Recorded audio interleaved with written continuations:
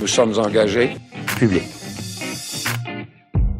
Bienvenue aux Engagés publics, mon nom est François Larouche et aujourd'hui je suis avec... Benoît Tardy. Et... Louis-Philippe Valiquette. Cette semaine, la crise s'intensifie dans les CHSLD et on sort dans la rue avec nos AK-47 pour réclamer nos coupes de cheveux! Ouais!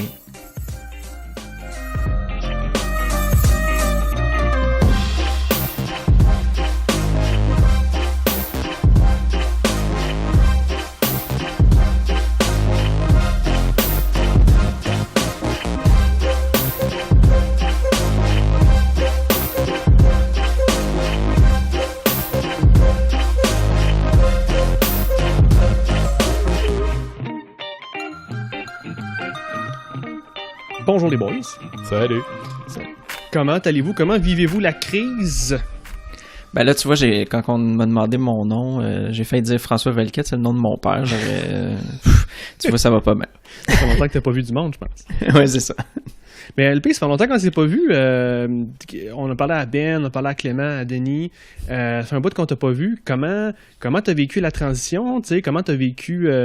T'as-tu une nouvelle vie? Travailles-tu plus? Travailles-tu moins? Comment tu vas? Ben, pour moi, c'est à peu près équivalent, je dirais. Nous autres, le bureau, on a... équivalent. Disons, c'est des périodes de plus de travail, moins de travail. Puis là, ben, ça donne que c'est une période où je travaille un peu plus. Fait que ça change comme presque rien. Okay. Que je sois à la maison, excepté dans la nature un peu de mon travail. Je suis habitué de travailler avec le public. Là, j'essaie de faire des trucs à distance, des choses comme ça. Mm-hmm. Mais grosso modo, là, mon horaire est sensiblement le même. Je sauve sur le transport. Ouais. Mais psychologiquement, t'as-tu comme senti une différence, une pression, ou toi t'es comme... moi, je suis un petit peu... je suis un être solitaire. Mm-hmm. Non, mais sérieusement, je parle énormément en meeting avec des gens du bureau, fait que j'ai beaucoup d'interactions, même si c'est pas en personne, là, mais j'ai vraiment beaucoup d'interactions avec mes collègues. Fait que je pense que ça me garde sain d'esprit pour la plupart. Puis ma blonde, puis un chat, fait que à la maison, fait que ça j'imagine que ça m'aide à rester sain. Ben ouais, c'est ça. Good. T'es dans une situation plus enviable que ce qu'il y a au Québec, malheureusement, avec la crise dans les CHSLD. Il y a une dégradation fulgurante dans le Grand Montréal en ce moment.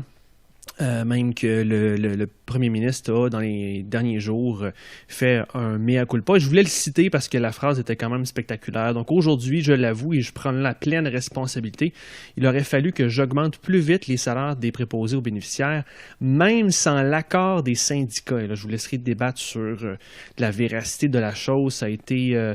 on a argumenté de part et d'autre là-dessus.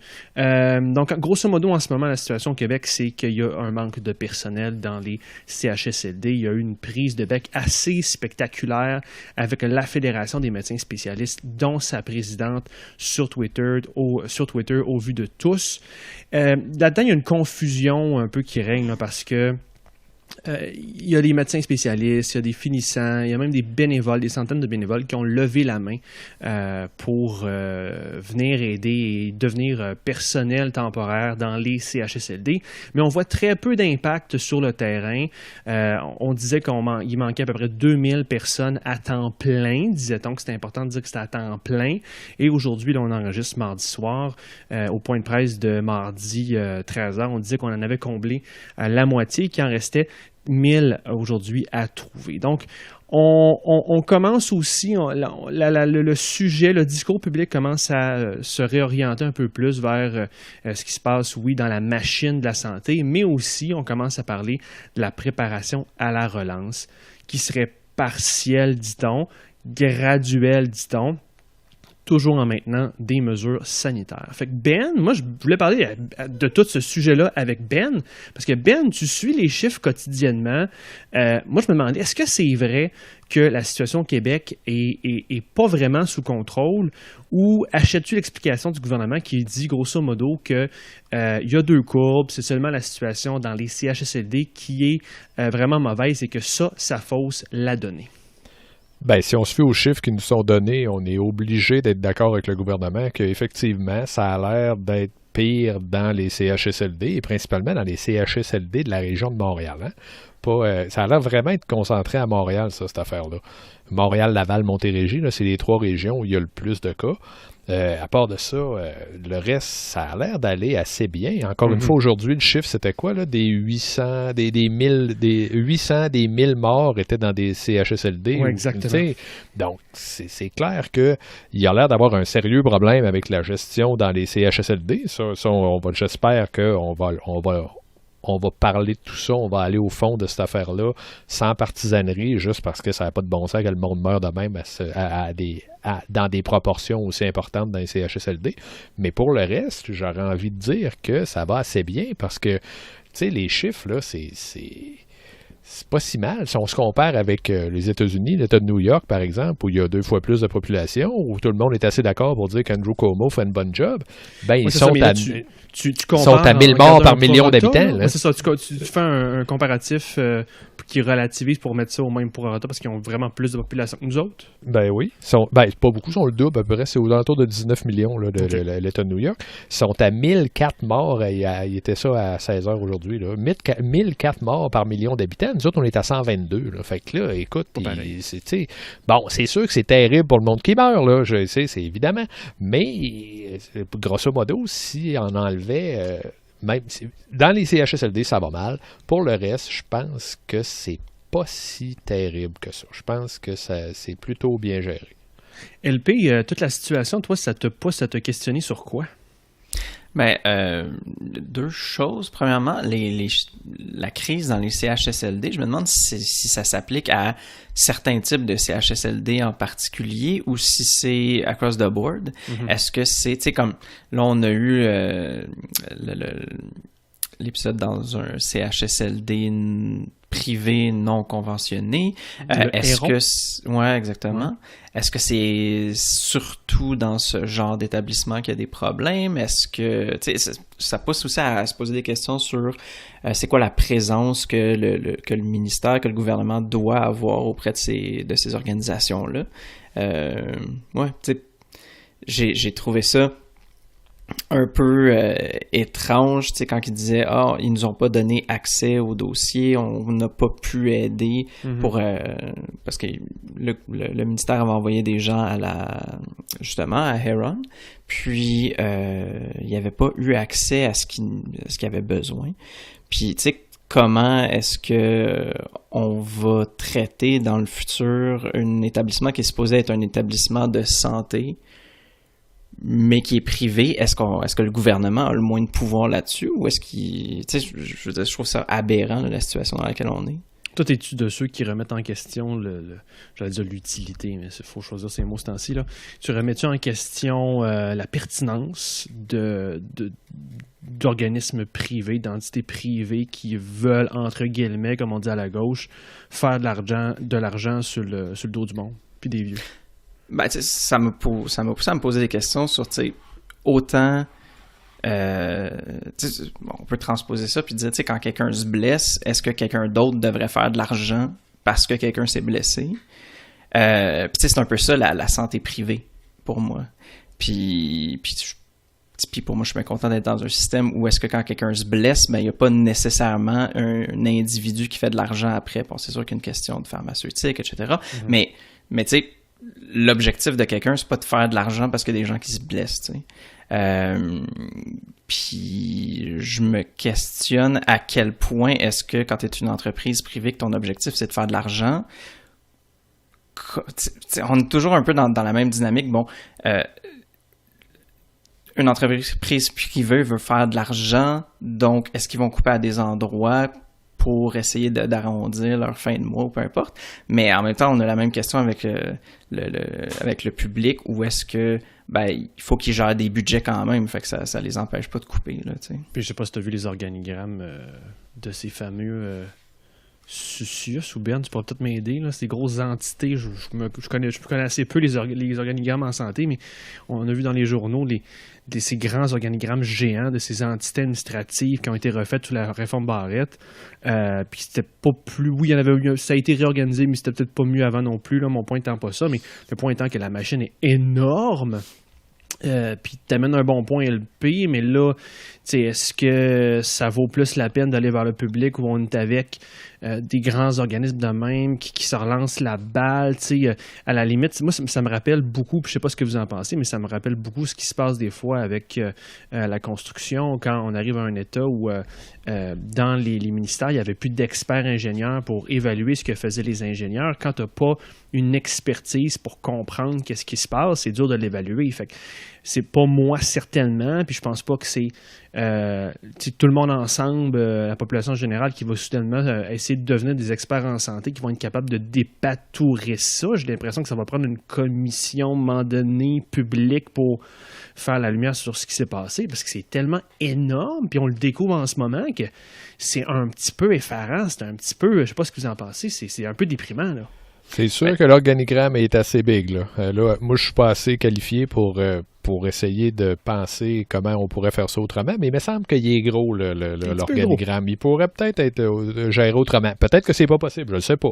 Mais une chose est sûre, c'est que quand tu as autant d'intervenants, ben ça se peut que le message, là, tu sais, c'est comme le téléphone, c'est comme le jeu du téléphone, à un moment donné, là, tu sais, là, oui, il y a quelque chose qui se dit en haut, puis là, à force d'être répété, là, quand ça arrive au bout, là, peut-être que le message, il a perdu de sa clarté, là, en chemin. Donc, je pense que c'est ça qu'il faut regarder vraiment, mais après ça, d'après moi, l'organigramme, il pourrait être un peu plus simple. Puis en plus, il a l'air d'avoir des exceptions, là, comme, si j'ai bien compris, les centres universitaires, ils ne relèvent pas nécessairement du CIUS. Attends une minute, là, ça a l'air d'être une affaire qui est compliquée, en tout cas. Ouais. LP? Ben, je pense que c'est tout le temps aussi une game d'influence, de jeu de pouvoir aussi, même si ça finit par être... Même si c'est supposé d'être le pan non politique, là. Fait que, tu sais, est-ce que la personne qui était, je sais pas moi, dans une certaine position veut garder ses acquis, tu sais, il y a des universités qui veulent garder leur autonomie. Fait qu'en tout cas, tu sais, c'est sûr que c'est pas le projet le plus simple à régler. Puis tu sais, comme tu dis, François, je prétendrais pas de connaître une solution à quoi que ce soit autour de ça. Mais tu sais, tout ce que je peux espérer, c'est qu'au sortir de la crise, puis on va pas encore être dans une situation où est-ce qu'on va se dire « Ah oui, il faut aider les aînés, il faut aider cette situation-là », puis pour que ça prenne des années et des années avant qu'il n'y ait pas grand-chose de fait, là. Tu sais, je sais que le gouvernement Legault était... disons qu'il y avait certains c'était dans ses grosses promesses de régler le problème des CHSLD, puis... Avec les maisons des aînés. Exactement, puis, tu sais, je veux dire, il y a du chemin à faire. Ça l'est fait dire, by the way, en point de presse, ouais. par la ministre. Fait qu'elle a du chemin à faire, puis je veux dire, ce sera pas facile, puis surtout, en sortant de là, ce qui est quand même... Ce qu'on peut voir d'un bon œil, c'est qu'on va, j'espère, avoir appris beaucoup de choses après cette crise-là. Je vous amène ailleurs parce que, vu qu'on commence à reparler de la préparation, de la relance, puis de ce retour graduel à la normale, je voulais vous entendre. Je vous ai un peu spiné avant l'épisode avec un des derniers balados du New York Times de Daily, mais j'ai pas l'impression que notre discours public est rendu là. Puis j'ai pas l'impression que mentalement, il y a beaucoup de gens qui sont rendus là. Fait que je voulais lancer le débat un petit peu. Ce qui m'a un petit peu dérangé dans les dernières semaines, c'était une attitude chez certains amis que c'est, ben là, on pourra pas rester comme ça pour toujours, je vais devenir fou. Puis ça me titillait. Puis je voulais vous entendre là-dessus. Peut-être que ces gens-là ont raison. Peut-être que j'ai tort. C'est pour ça qu'on a le balado, puis on en débat. Moi, ce que je vous amènerais, c'est que ce que je comprends, là, c'est que quand on va faire notre première relance, on va avoir 2-3 semaines où tout va être bien beau. Puis là, tout le monde va dire « Gaz, fini, retour à la normale ». Et normalement, 2-3 semaines après, il y aura les effets de l'incubation d'une nouvelle batch de gens qui sont atteints. Et là, on pourra voir une certaine relance. Fait on aura sûrement d'autres vagues. On l'espère moins grande, mais il y aura d'autres vagues. Puis j'en comprends que ce qu'on va faire, c'est sûrement du in et out. New York Times disait qu'on allait danser, puis faire cette espèce de tango, en tout cas, plusieurs fois dans l'année. Probablement, il va falloir faire du in and out jusqu'à ce qu'il y ait un vaccin. Puis j'ai pas le sentiment que les questions des journalistes au point de presse du premier ministre, puis les commentaires que je vois en ligne, comprennent ça encore. Parce que si, puis je vous lance avec ça, si le gouvernement a su quand même assez bien gérer la première transition, la gestion de la première courbe, là, son défi va être de maintenir un semblant de cohérence et de mesures sanitaires à moyen et à long terme. Là, juste pour votre info, là, le record mondial de création d'un nouveau vaccin, c'est 4 ans. Fait que va-tu falloir faire du in and out graduel pendant au moins, mettons, on va se dire, OK, il y a des nouvelles technologies aujourd'hui, on va le faire peut-être en 2 ans. Va-tu falloir faire ça pendant 4 à 2 ans? Je vous pose la question. Ben, moi, ça m'étonnerait pas. Puis, tu sais, je pense que peut-être je veux dire, la société humaine a toujours été en changement, puis tu sais, je pense qu'il faut arrêter de s'asseoir sur ses lauriers puis s'imaginer que tout va être identique, pareil, puis dans un développement effréné, sans arrêt. Tu sais, pour moi, est-ce qu'on va apprendre de tout ça puis qu'on va développer une nouvelle façon de vivre en société, ou est-ce qu'on a certaines formes où est-ce qu'on apprend à faire de la distanciation sociale? Ça devient une norme. Peut-être. Tu sais, je dis pas que la distanciation sociale, ça va être quelque chose à appliquer jusqu'à la fin des temps pour tout le monde, etc. Mais est-ce qu'on va s'habituer à passer à travers des périodes de distanciation sociale? Peut-être. Puis peut-être que ça va nous aider aussi pour, je sais pas, dans le temps de la grippe, tu sais, plutôt que de se donner des becs au party de Noël, même si c'est la saison de la grippe, ben peut-être que on va être un petit peu plus prudent. Tu sais, peut-être que ça va justement nous donner des bons réflexes. Ben, je suis pessimiste. Non, je pense que c'est réaliste un peu. Là, il va falloir voir, là, évidemment, je pense que le balado auquel tu faisais référence est un peu pessimiste. Mais ça va être ça l'enjeu. Ça va être comment on va être capable de gérer ça. Est-ce que... C'est sûr que là, le confinement, il va falloir que ça arrête. C'est pas souhaitable. C'est même pas une solution, à moins de, comme tu l'as dit, là, la solution, c'est que tout le monde soit immunisé ou qu'il y ait un vaccin. Puis là, ben, si le vaccin, c'est dans 2 ans, là, le confinement pendant 2 ans, c'est pas une solution. C'est pas envisageable. Tu peux pas envoyer aussi des millions de personnes dehors, parce que là, ça va être la grosse courbe géante qu'on voulait éviter, dans le fond. C'est ça. C'est que là, il va falloir que tu gères tes affaires. Est-ce que c'est essentiel que tout le monde qui travaille dans un journal, par exemple, retourne travailler sur les lieux du jour? Tu sais, il va y avoir plein de trucs comme ça. Est-ce que c'est essentiel que tous les étudiants soient en classe pour les cours à l'université ou dans les cégeps, par exemple, ou même au secondaire? Ouais, puis ça, c'est 2 exemples ridicules. Tu sais, il y a plein de choses comme ça là, qu'il va falloir envisager, il faut regarder les pour les contre. L'idée, c'est d'éviter les contacts, d'être proches, assis les uns sur les autres. Ben, on va essayer de regarder ça, puis moi, je suis pas mal certain qu'il va y avoir des courbes, il va y avoir des vagues, des remontées, des redescentes, puis il va falloir jouer avec ça. Mais c'est un bon point que vous avez soulevé, que ça va probablement avoir un effet positif sur la grippe, par exemple. sur l'influenza, puis les rhumes, puis inventer toutes les autres cochonneries qu'on poignait pendant l'hiver. Tu sais, c'est la job. L'adage dit qu'il n'y a pas de mauvaises questions, il n'y a que des mauvaises réponses. Et je pense que les journalistes essaient de prouver ça chaque jour. Et donc, c'est pas la job des journalistes de poser les meilleures questions ever. Mais peut-être que ma frustration vient que j'ai l'impression que on réclame encore une vieille normale. Il y a souvent un sous-entendu de c'est quand qu'on va revenir à la normale. Il n'y en aura pas. Il n'y en aura plus pour un bout. Faut qu'on l'accepte. Ça, c'est comme une peine d'amour. Là, je pense qu'il va falloir qu'il y ait des gens qui pleurent, qui l'acceptent et qui commencent à agir là-dessus. Là. Est-ce que je suis fou?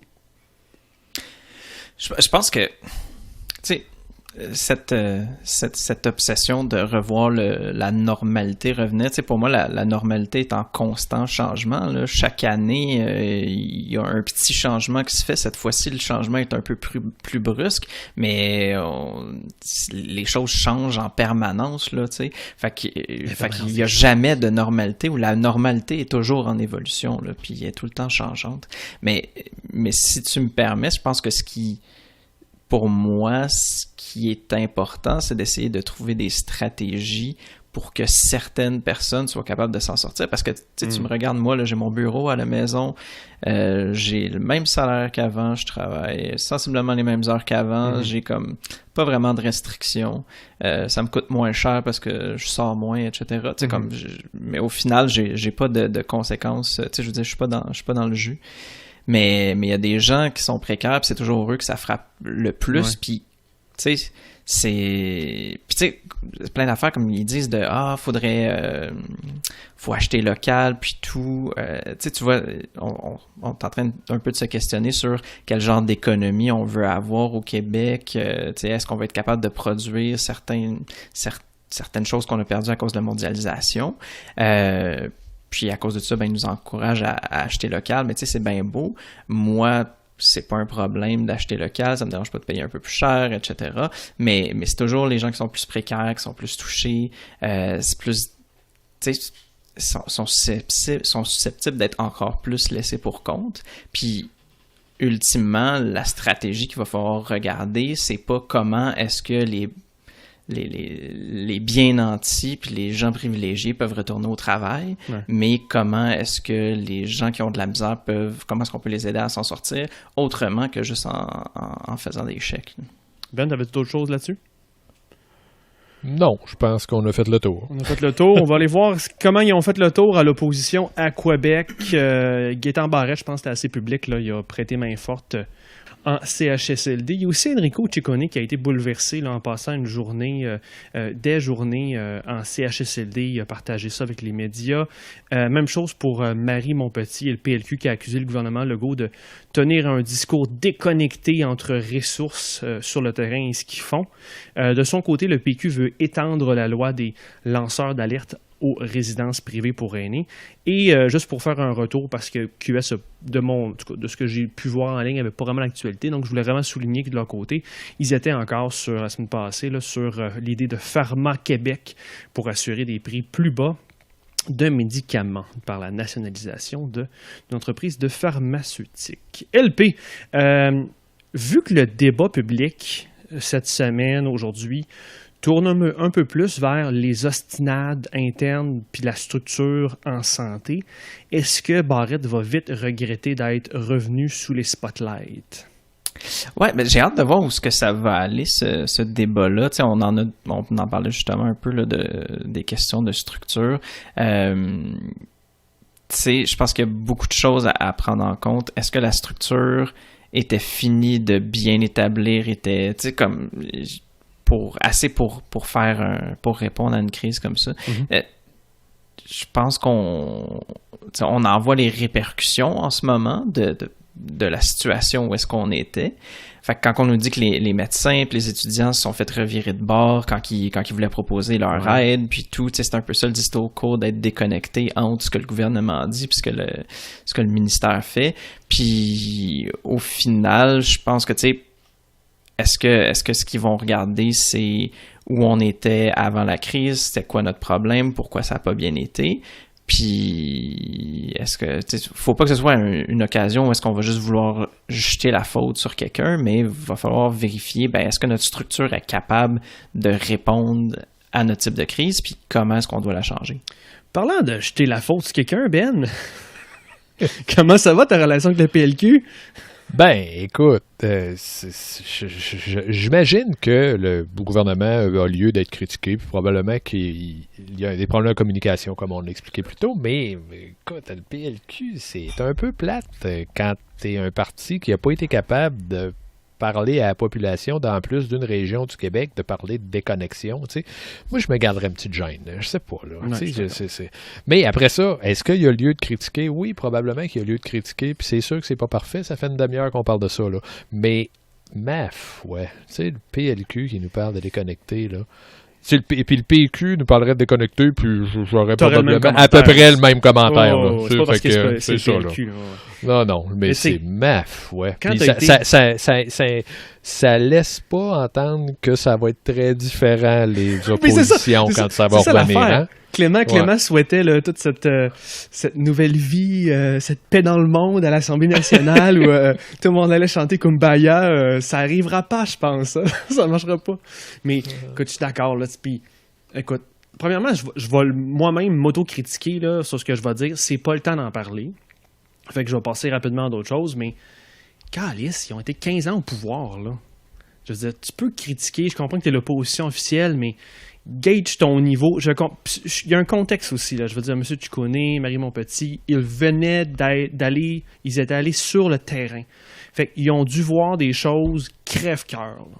Ah non, ils ont été shakés, c'est clair. Ils ont là. dû. Fait que, tu sais, il faut aussi remettre ça en perspective. Ils ont dû peut-être, je sais pas, ils ont peut-être vu du monde mourir ou tu sais, ça a dû être une expérience de vie incroyable. Là. Ça a dû être vraiment quelque chose de très difficile à vivre. Donc, OK, mais quand même, dans le discours public, vis ça personnellement, puis garde-toi une petite gêne, puis tu sais, priorise qu'en ce moment, il faut sauver du monde, puis trouver des solutions, puis donne des propositions, puis propose des choses. Puis je vais leur donner au PQ au moins.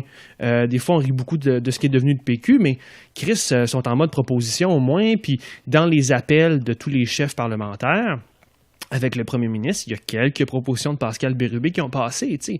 Fait que, puis on en entend moins, oui, mais ils ont été plus en mode solution. Fait que peut-être que c'est pas payant pour eux autres pour l'instant, mais au moins ils ont l'air d'être bien plus constructifs que du chialer que le gouvernement est déconnecté quand c'est toi qui étais au pouvoir pendant les 15 dernières années à peu près, sauf le gouvernement Marois, mais bon, je peux me tromper.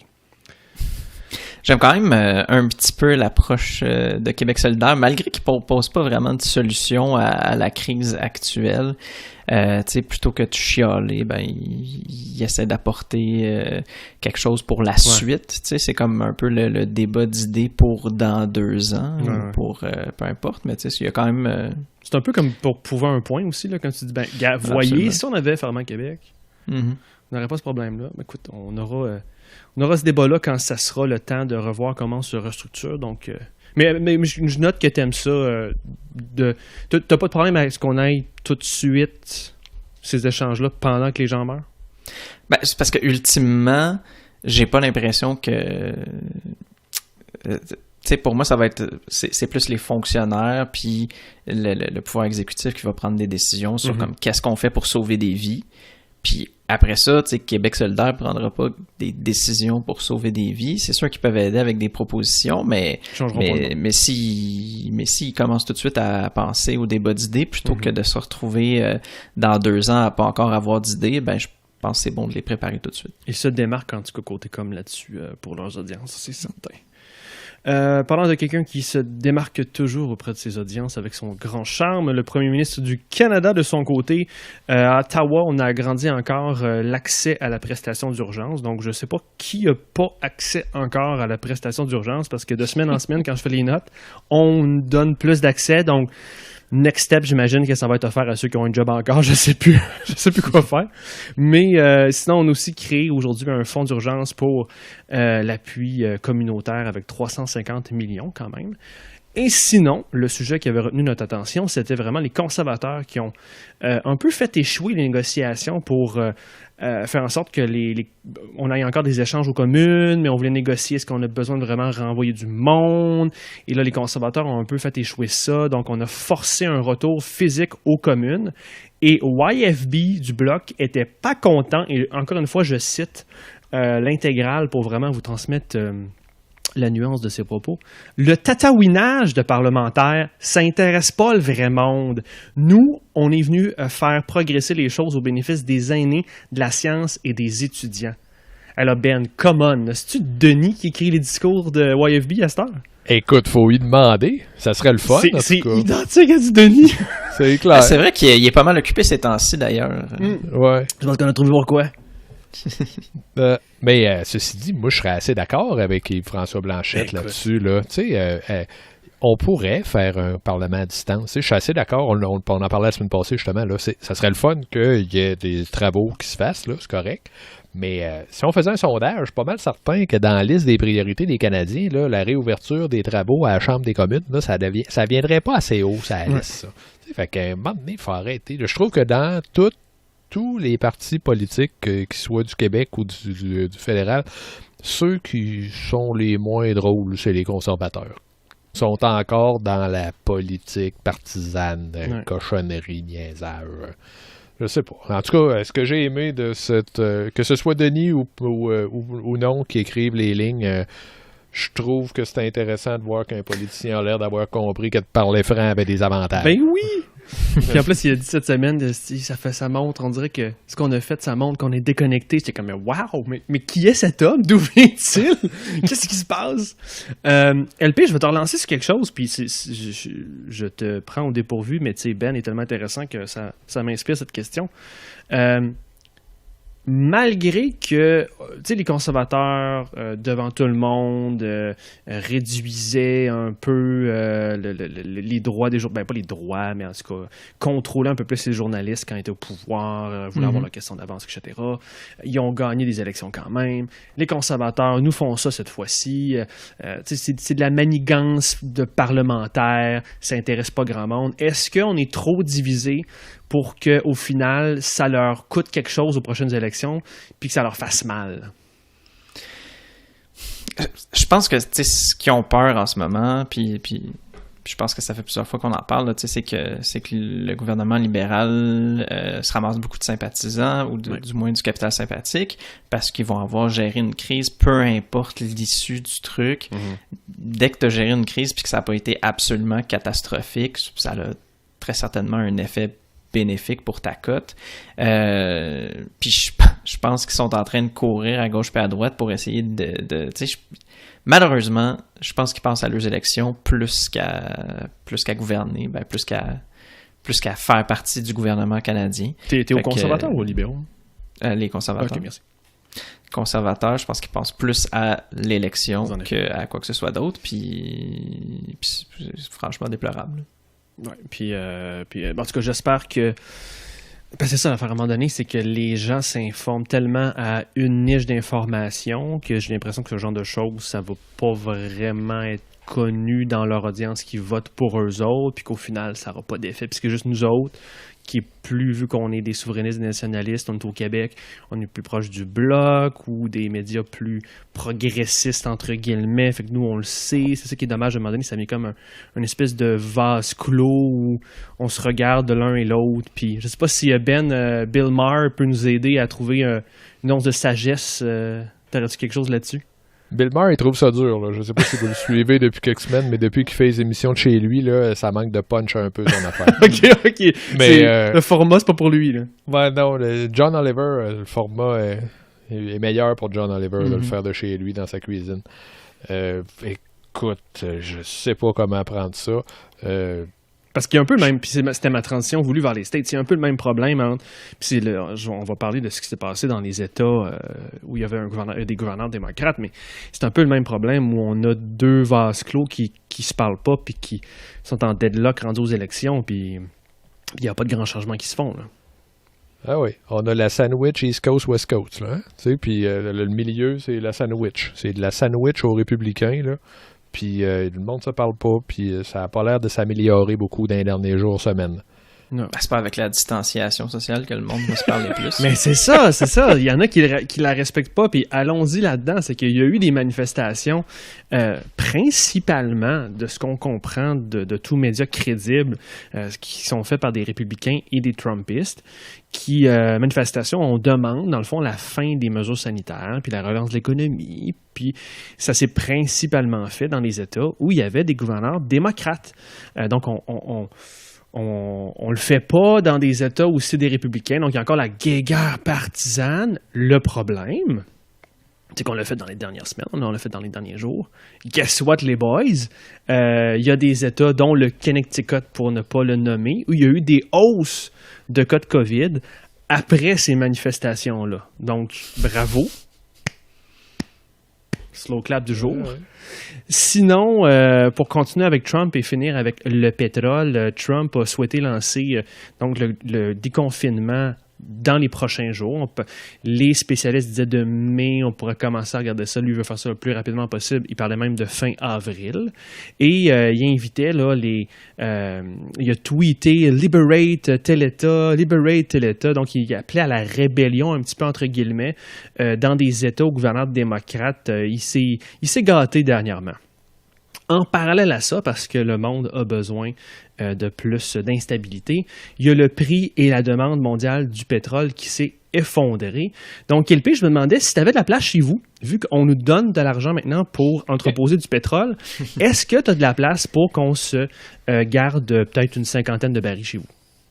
Je pense que oui, j'ai une salle libre.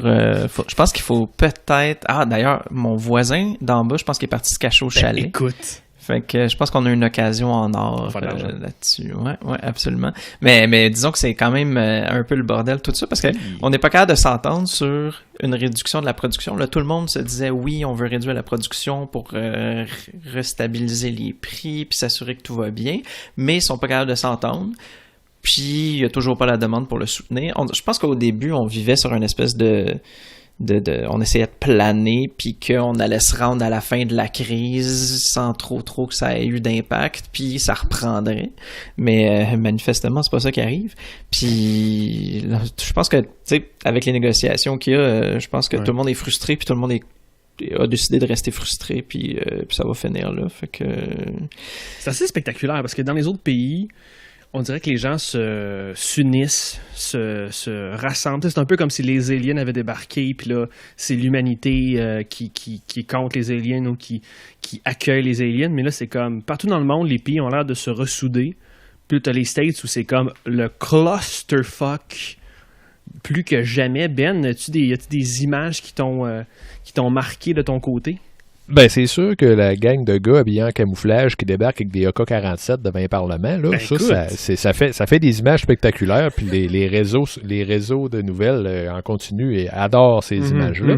Mais il y avait quoi? Si t'es compte toutes, là, il y était 2000, même pas, peut-être moins, j'ai pas les chiffres, mais c'est des centaines ici et là, éparpillés dans 3, 4, 5 États. Fait donc, on j'ose croire, je le sais, tu comprends-tu que je le sais pas, mais j'ose croire que c'est pas ça, là, que c'est une minorité qui existe, avec laquelle il faut composer. C'est un bon point, mais ça, Ben. bon Dieu, ils sont-tu vraiment si nombreux à penser ça, que c'est important de rouvrir les barbershops puis les salons de coiffure parce qu'il faut peut-être te faire couper les cheveux, là? Je sais pas. Il me semble qu'il doit y avoir du monde qui réfléchisse autrement puis qui se disent ouais, ok, ils vont peut-être essayer de refaire les choses, de relancer l'économie d'une certaine façon, ça on est tout le monde d'accord, mais on pourrait peut-être... Il y a peut-être pas juste deux vitesses, là. Il y a peut-être pas juste on puis off, là. Non, mais il y a la majorité silencieuse là, derrière les nœuds de AK-47. Là. Ouais. Qui sont à la maison. Là, la question, c'est est-ce que cette gestion de crise-là va faire mal à Donald Trump ou il a assez l'appui de ses petites poches de joyeux Trumpistes et d'une minorité ou d'une majorité malheureusement silencieuse pour garder la Maison-Blanche? Je pense qu'il faut regarder deux axes à la fois. Tu sais, je pense que oui, ça plaît à une certaine partie de sa base, puis il s'aliène encore plus une partie de l'électorat démocrate, ou en tout cas indécis plutôt. Mais je pense que ce qu'il faut comprendre, c'est peut-être aussi que Trump, puis son programme ou sa raison d'être, ou en tout cas, il existe parce qu'il y a du conflit, puis plus qu'il y a du conflit, plus que ça lui donne des munitions. Tu sais, pour moi, c'est une Amérique qui est sur le bord de se mettre en feu soi-même, qui est le meilleur endroit pour que Donald Trump ait du succès. Tu sais, c'est dans une situation comme ça où est-ce qu'on se met à accuser les autres, on se met à se méfier de son voisin, etc. Puis c'est ces gens-là qui vont après ça voter pour Donald Trump. Fait que tu sais, oui, il y a un côté de sa base à qui ça plaît, mais je pense aussi qu'il veut juste créer il veut créer une espèce de bordel qui lui est un milieu favorable. Ben, tu es un avide fan de politique et de show à CNN, de politique américaine et de show à CNN. Est-ce que Trump a une situation entre les mains qui pourrait le faire réélire? Je pense que le système électoral américain le favorise un peu, là, ouais. Parce qu'il n'y a pas besoin... Tu sais, c'est sûr que la Californie puis l'État de New York, où il y a presque il y a le tiers de la population, j'exagère, non, c'est pas ça, on va être au quart de la population à peu près, là. Eux autres, ils vont voter démocrate. Mais eux autres, ils peuvent voter à 95% démocrate, ça Ouais. fera pas de différence au Exact. bout parce que c'est au nombre d'États que tu gagnes. Donc, c'est vraiment, malgré tout ce qu'il peut dire, là, le système, oh, it's rigged, blablabla, tu sais, là, et ça l'avantage, le système actuel. Ouais, Donc, c'est rigged dans c'est son sens. pas réglé, cette affaire-là. Joe Biden a un gros contrat, là. Hey, LP, ça fait longtemps qu'on t'a pas vu. Joe Biden, toi, es-tu excité? Hein? Joe Biden, yeah! Absolument aucunement excité par ça. C'est drôle parce que j'ai un collègue de travail avec qui je travaille depuis pas très longtemps. Là, lui il vient de la Floride, puis beaucoup d'amis qui sont encore là-bas. Puis il me dit que, tu sais, depuis que les autres ont lâché puis que c'est rendu Joe Biden, dans tous ses amis qui sont jeunes, intellectuels, il n'y a plus aucun intérêt à comme s'intéresser à la politique démocrate. Là. Fait que c'est difficile. Là. Ou ça va devenir un référendum contre Trump. Ça va être pas pour quelque chose que tu vas voter. Ouais, ben là, c'est pas trop. Là. La dernière fois qu'on avait un référendum, c'était soit contre Trump ou contre Clinton, puis ça a avantagé Trump Ça a au bien final. été, Là. hein? Regarde. Fait que...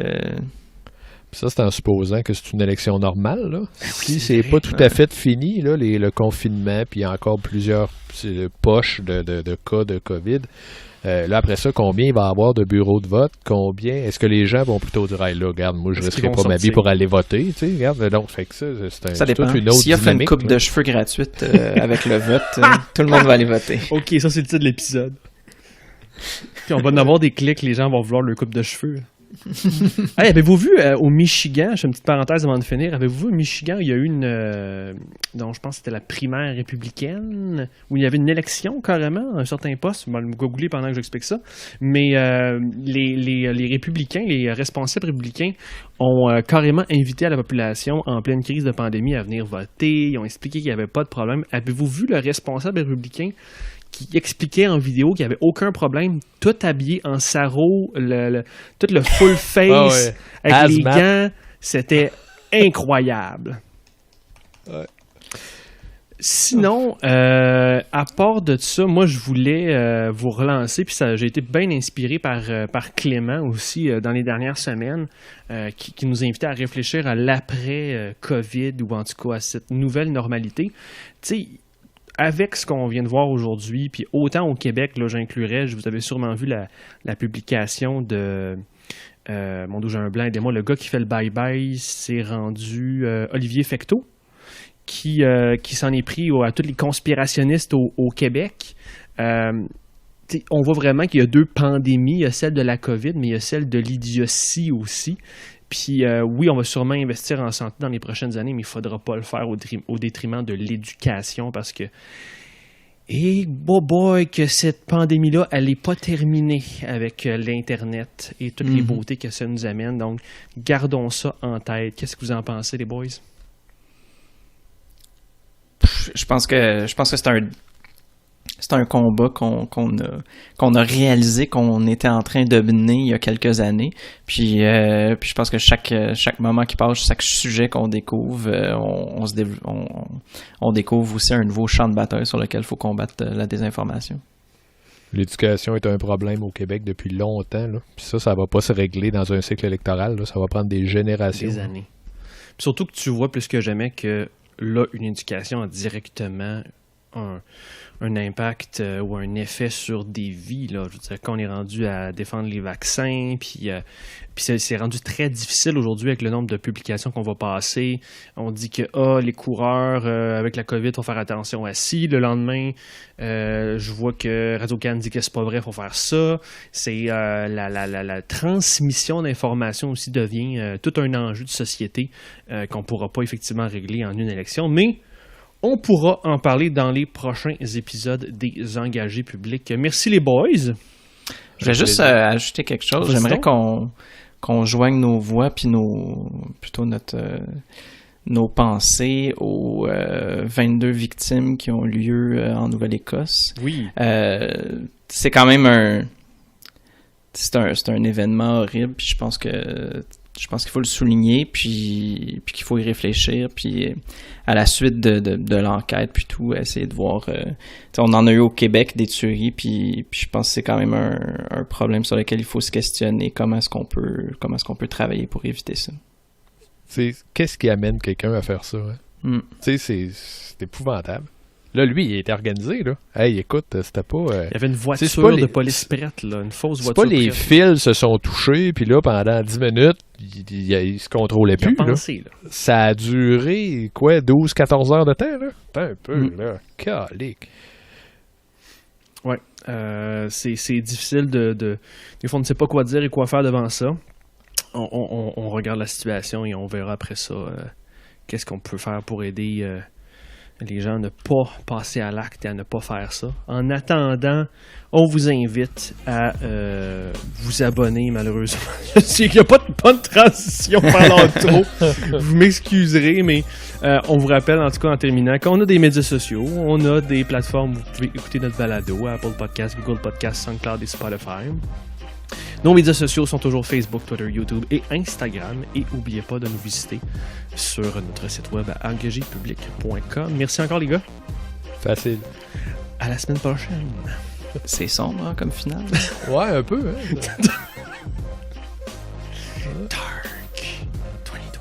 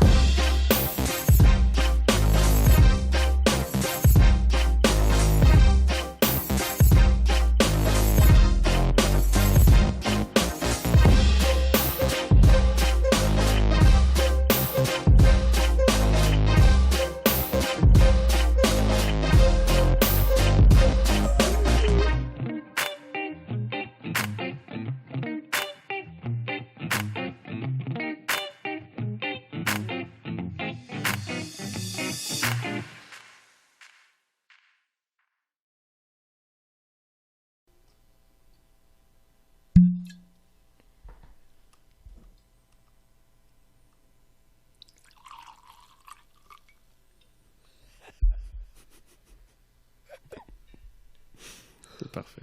C'est juste parfait, effectivement. On va ouvrir le show avec ça.